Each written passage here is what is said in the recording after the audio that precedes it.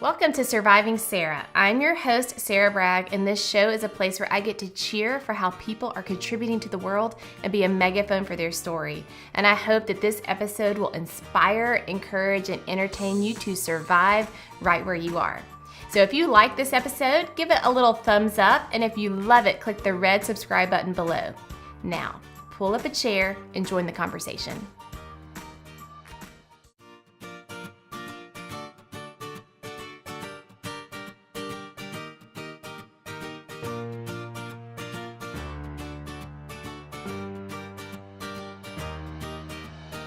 Welcome to Surviving Sarah, episode 141. I'm your host, Sarah Bragg, and this podcast is a place where I get to cheer for how people are contributing to the world and be a megaphone for their story.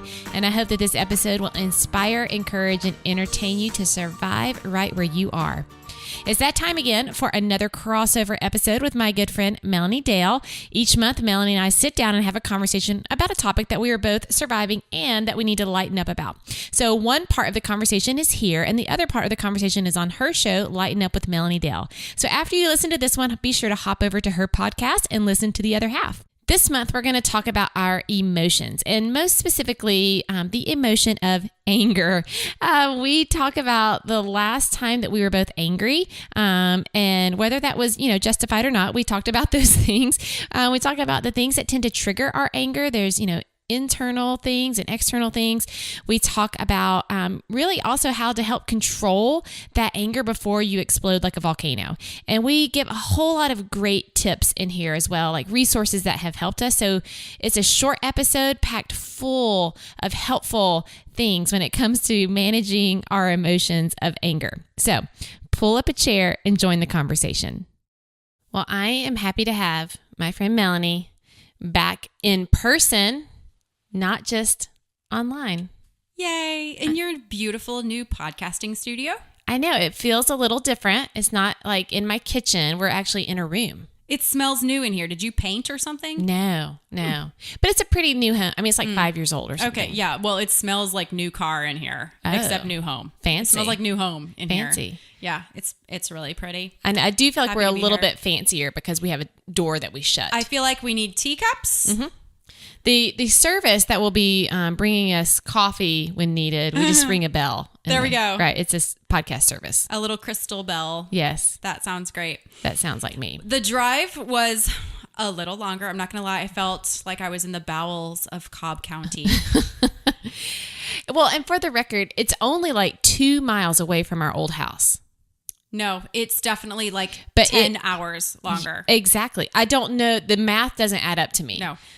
I did take the back way because it's basically a parking lot out there. Atlanta is basically a parking lot. Everyone just avoid it at all costs. Yes, just don't come here. Stay away. Don't come here. We should work for the Tourism Bureau. Welcome to Atlanta. Go ATL, home. Don't come here. Right. It's a parking lot. Yes. Well, and speaking of traffic, it really kind of correlates with the topic today. Do you see this? What? Oh, you're such a pro. Look at you. I know. I see what you did there. I know. So we're going to talk about a tiny little feeling that sometimes we have called anger. Right.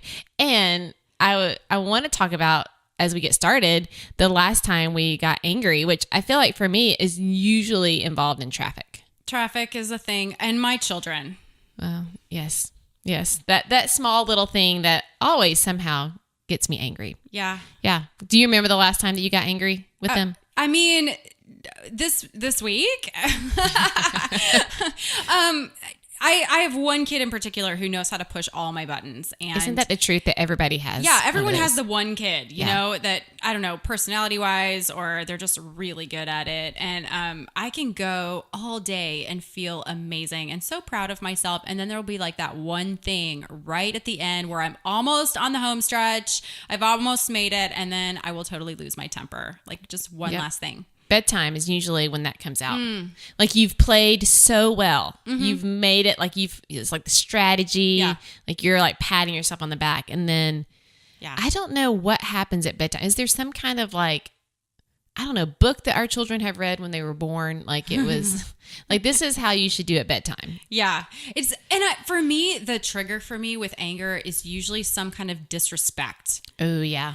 Because I don't know about you. Like as a mom, there's so much disrespect lobbed at us so often. And I feel like we work so hard, we deserve a little respect. Right. So when it's maybe disrespect about dinner or disrespect, after I've been driving a taxi service all day, or when I have some really amazing nuggets of wisdom that no one wants to listen to, like some kind of disrespectful comment just kind of launched at me is what will set me off. Or when they're just not listening, and I've had to I've asked nicely like 6 times and nothing's happened. Yes. That sets me off. So your kids are probably the only ones that do that. No, yeah, definitely. Mine are monsters and no one else has this problem. Yeah. Well, I think the last time I got angry was yesterday. We moved into this house almost 6 weeks ago, and we have not had a working air conditioning unit. Oh my gosh. So like it's the only reason why it's cold right now is because every day either Scott and I, one of us climbs up the tiny little ladder to the attic, and we have this like vacuum cleaner like device that hooks onto like a Home Depot bucket. And we have to we suck out like 10 gallons of water out of 2 units every day. And then we carry that bucket full of water all the way down those little attic steps and have to dump it out. Are you kidding every day? me? Right. If we don't do that, it shuts it off and it won't run and it will be hot. So it's, it's been July. It's now August. This is dangerous to your health. Yes. So, in Atlanta. When you are a renter, you're not an owner of a house, like you really don't have any rights at all. Like they treat you like second-class citizens. Ugh. Yeah. They're just like, oh, whatever, like property management people. Like if you work for one of those places, please change the world and they live in. Yeah. But it's been awful. So we have been like around and around and around with like the HVAC guy that they're using. And he goes by the name QT. And I'm like, he's like, you can just call me QT. I'm like, okay, what's that about? Like, let's have a conversation about that name. Okay, can just people with letters for their names that don't make sense, that makes me angry. Right. Like, what does QT stand for? Yeah. Quentin Tarantino? Maybe. Okay. Maybe it was him. Okay, now. I can never remember the letters. There are a few letters that are just, we know. I have a friend named TJ. I feel like I've had several friends named TJ. Okay. But there are some letters that are just like, what is this? Right. I'm trying to think of like the funniest like lettered name I can think of. We had a pastor at our church for a while who had letters, and I could never remember the letters. So I'd be like, we need a meeting with ZW. Right. Just call out no whatever idea. Like letters you can think of. EF. I don't know. ABC. Oh my goodness. Yes. So that was the last time I got, and I will say I did pretty well, but like it's been a thing. It's been a thing. Mm-hmm. So gonna have to pray about that. Well, when I'm hot, I get angry. Yes. Yeah.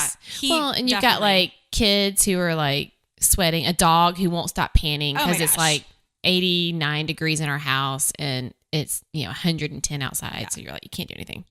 I want to take a quick break from my conversation with Melanie to tell you about today's sponsor, True Botanicals.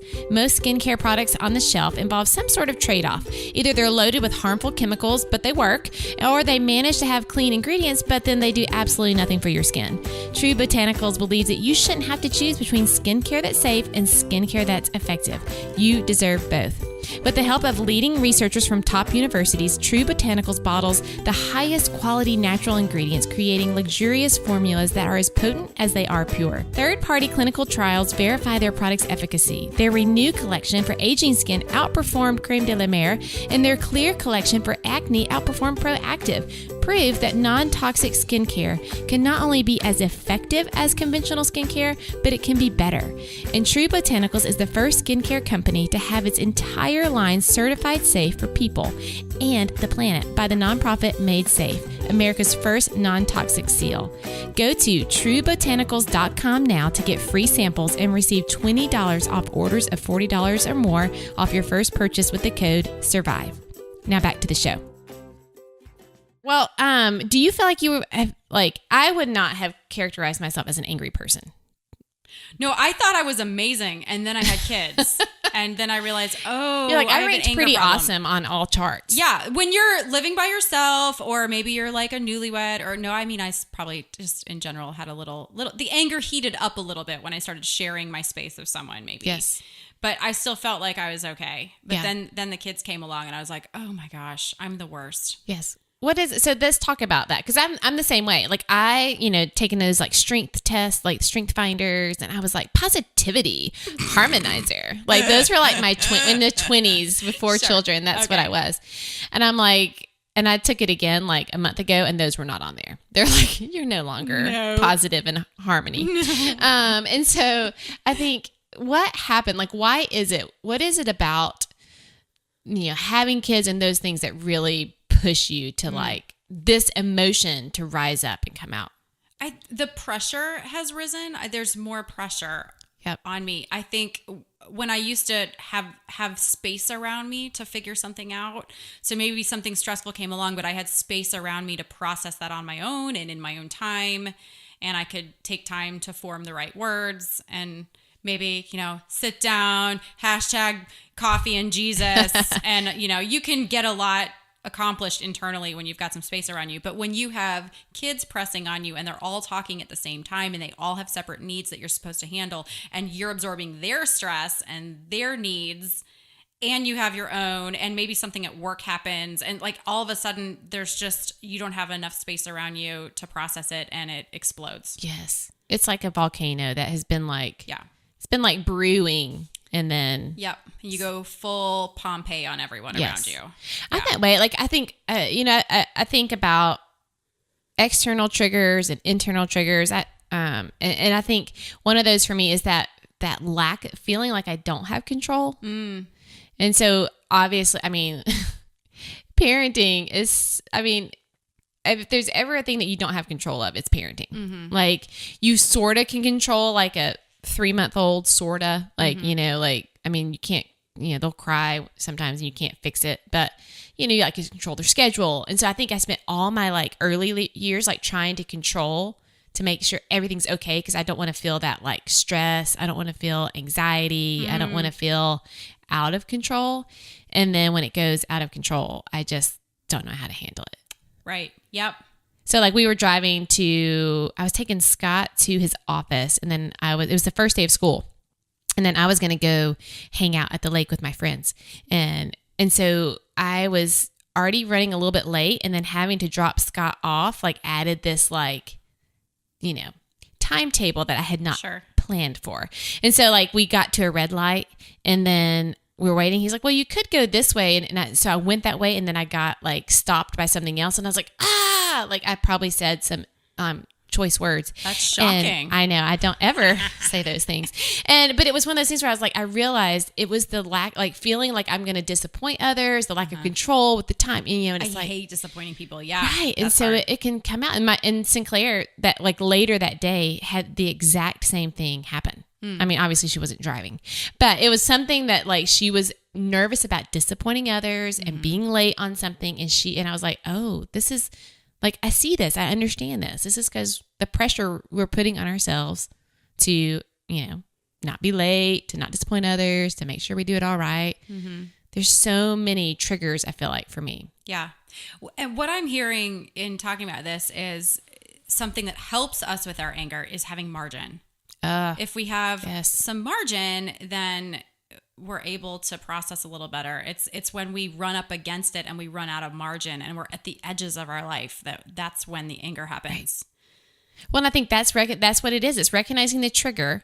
Yeah. And then for that specific thing, it's like margin. Margin would for sure eliminate stuff. If I just went after trying to do too much in a short amount of time, I will likely get angry at someone or something. Same. Whether that's like driving in the car and it's the random person in front of me that's like creeping along or not driving according to my playbook, how I think you should be driving, or my kids not doing what I think they're supposed to do or asking me, I'm having to explain the same thing 28 times. Right. So it's that trigger. It's like if we created a little margin. Yeah. Are you good at creating margin? Oh, I'm fantastic, Sarah. I create a margin. No, I will say I think I'm better at it because I have to have it. And my anger has really gotten out of control. And so I've had to create some margin in my life. Right. So I do think that, things that I do that help ultimately control the anger would be I take a hot bath every day, or That's right. almost every day, which we've talked about that. Yeah. But, and then during that time, I kind of get my head on straight and I think through things I have to do and kind of process all of that. I also have gotten better at saying no. And so you need to teach me your ways. I'm not perfect at it, but I've had several people even recently ask me for things, and I've said, like, I would love to say yes to that, but I cannot because I'm already committed to this, this, and this. And so learning how to say no so that the things I do say yes to, I can be fully committed to and not resentful of, that has helped me a lot. Man, that reminds me of Rising Strong, which I feel like there was a season where I probably talked about it in every episode, but she talks about that in a conversation about boundaries, about if you can draw these lines and have these boundaries so that you're not going to be resentful and angry at the person who you said yes to, which you really just wanted to say no to, but now you're angry at that person because you said yes to them. Right. And it's really back on you because you didn't draw the boundary. Exactly.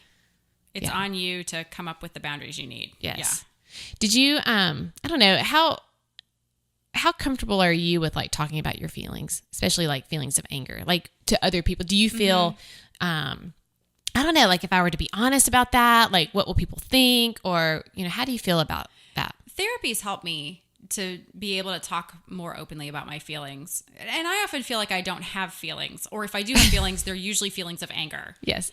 But then if I think about it, well, what is the anger coming from? Well, maybe it's coming from hurt feelings, or it's coming from disappointment or frustration. Like there might be something that's fueling the anger. So sometimes with anger, I think it's layered. So definitely learning how to talk about that and voice that, and really parenting has helped me with that, because as I'm trying to teach my kids to talk about their feelings, I'm modeling that for them. And so they'll see me flip out in the car, or I'll yell at them about something, and then I'll have to go back and apologize and go, here is why I lost my temper with you, and here's what I'm feeling, and here's what I need to work on, and I'm sorry. Yes. It is true that having kids, or if you're in any kind of relationship where that relationship triggers you, whether that's a marriage or a dating or whatever, like, or coworkers, even if you're single, like, I mean, whatever that is, it's such a good training ground of practicing that and learning, like, okay, I got to use my words. I mean, it's so funny. It's what we say to like a 2-year-old, use your words. But it's like, it is, we're both Enneagram 3s, and I don't even know what feeling words are. Like, I don't, because I don't know, I don't want to feel anything. I don't have time for that. Let's just move on. And so really stopping to recognize why I feel angry and address to the person who I just exploded all over, and apologize and make it right. Yeah. But I think there was like definitely a stigma, when my kids were young about being an angry mom and not really wanting to be honest about how angry I was, because out of fear of because you think everyone is perfect. You think everyone is doing this fantastic job of motherhood, and that surely no one is angry at their children, at this gift that God has given you. # blessed. Right. We're so blessed. Right. And so I remember, really struggling with being honest about that with people and feeling like I was less of a mom, or maybe I just didn't love my kids because I kept getting so angry, and really having to come around that it's not that I don't love my kids. Like, I do love my kids, but we got to deal with what's happening inside and deal with, learning to control. Because I'm telling my daughters, you got to control, you can control that. You can. And so then I have to myself. Yeah. It's hard. When we brought Evie home from Ethiopia, I was so angry. Like, I became so angry during that season, and I had people coming up to me all the time being like, oh, is everything so perfect now? And it's so wonderful. And, you finally brought this child home who you've been praying for so many years, and she's with you, and now everything's great. And so then I felt guilty because I was so angry, but it was so hard. And she was, needing so much, and she, it wasn't just roses all of a sudden. And so it took her a lot of time of healing, and I was the one kind of carrying the burden of all of that. And, I was tired and frustrated, and I was angry. I wasn't angry at her so much. I was just like angry, I was tired and angry that this was so hard. Yes. That, and that I'm not good. I don't know but I'm not good at it. That I suck at it. Yes, completely. That like, gosh, I thought I was going to be such a better mom at this. And I'm not. I'm just mostly tired and frustrated all the time. Yeah. So it took a while for me to be able to voice that and find safe people to be able to talk to about that. And I think once I started talking about it and I was able to process it a little bit, right. It was easier. Right. Yeah. And I think that I love that you just mentioned that, like finding some safe people that you trust enough to talk about it to you. Because fear of judgment is a big thing and it keeps you silent. But if you ever it's something about when you voice something out loud, how much freedom automatically comes. Like you're already like 10 steps forward just by saying, I struggle with getting angry about whatever it is, fill in the blank. Yeah. Yeah. What are some resources? Has there been any books you've read or podcasts or resources of things that have helped you processing this kind of stuff? I feel like I say this all the time, but I mean, honestly, going to therapy, I think it helps us come up with language to put around our feelings, and we get a safe place to practice that. And then I think every time I go to therapy, then taking that out into the world really helps. Yeah.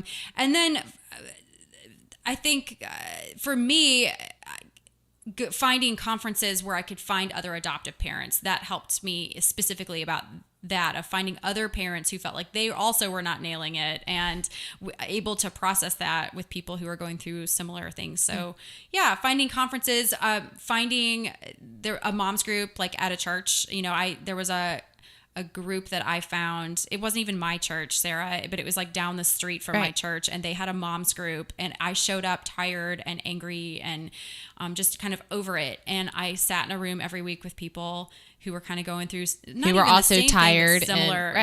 And that really helped. And so that's why I love moms groups, specifically because I just dealing with anger with parenting. So that just finding other moms to talk to who were not like afraid to talk about their feelings. Yes. Yeah. Well, I'll say we got a feelings chart from Sissy Goff and David Thomas with Raising Boys and Girls.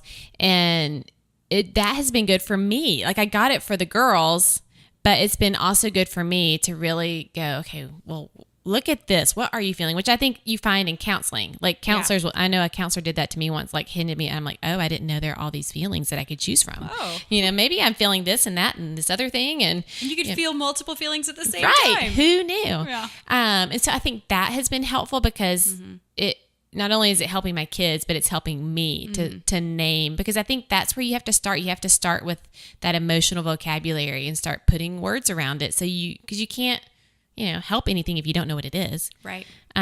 Which piggybacking on that would be the Are My Kids on Track book and podcast. And they, because it's the same thing. It's like talking about all those emotional milestones. And I know it's talking about kids reaching those milestones, but it definitely was one of those things where I was like, oh, I need to work on this emotional milestone.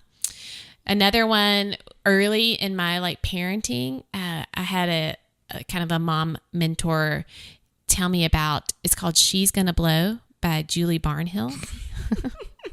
And it's just like, and it's like a volcano, like on the cover with a mom. So it's like, all I can think about is that old movie with Tom Hanks and Meg Ryan. What is it? Joe's Volcano? Joe versus the Volcano. Yes. I totally saw that in the theater.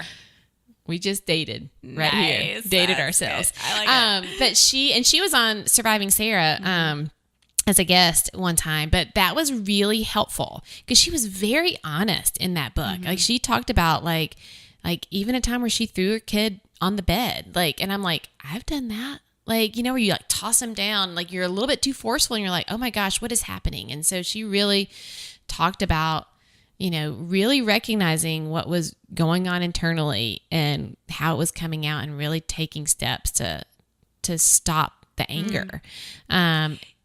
There's, you're reminding me, there's a book that's coming out right about nowish. Trisha Goyer, who's written like 1 million books, like 70 some books. Yes. She basically took all the therapy, all of her ideas she's gained from years of therapy, of the kids that she's adopted and she's raised a lot of children, and she's put it all into a book called Calming Angry Kids.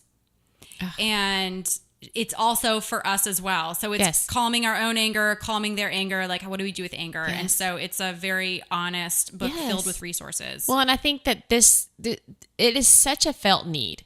I think given that, like the episodes that I've talked about this topic have always, in regards to mom anger, have always been huge because I think we're all really feeling it. Another one that I think of is the book Triggers, and it's a Bible study too, so you can kind of walk through it. Walks through internal triggers and external triggers, but those are the ones that like I don't know. I think a lot of us are struggling with that, and we just don't really know what to do with it. I went to MomCon a few years ago when it was in Indianapolis, and Lisa Jo Baker did a workshop on anger.